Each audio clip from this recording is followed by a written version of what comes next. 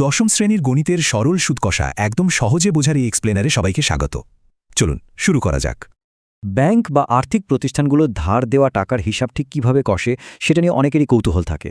খুব সহজ ভাষায় সুদ হল অন্যের টাকা ব্যবহার করার জন্য দেওয়া এক ধরনের ভাড়া বা অতিরিক্ত খরচ।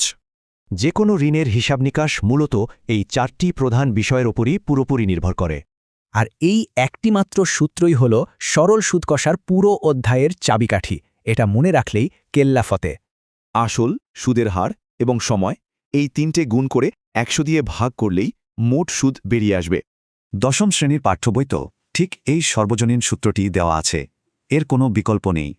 আর মেয়াদ শেষে মোট যে টাকাটা ফেরত দিতে হয় সেটাই হলো সুদ আসল, মানে আসল যোগ সুদ। এখানে একটা ব্যাপার একদম ভুললে চলবে না।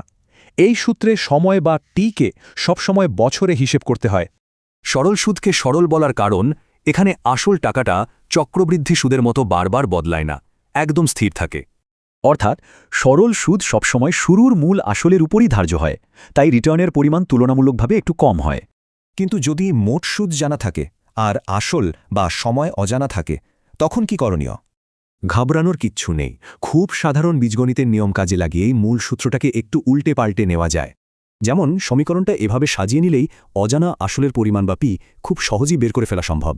একইভাবে সুদের হার বা আর বের করার দরকার পড়লে এই ফর্মুলাটা একেবারে জাদুর মতো কাজ করে।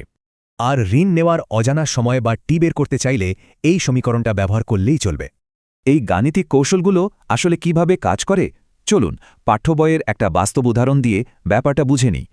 এখানে ৪,০০০ টাকা আসলের উপর ২০% হারে ২ বছরে ঠিক ১৬০০ টাকা সুদ তৈরি হচ্ছে।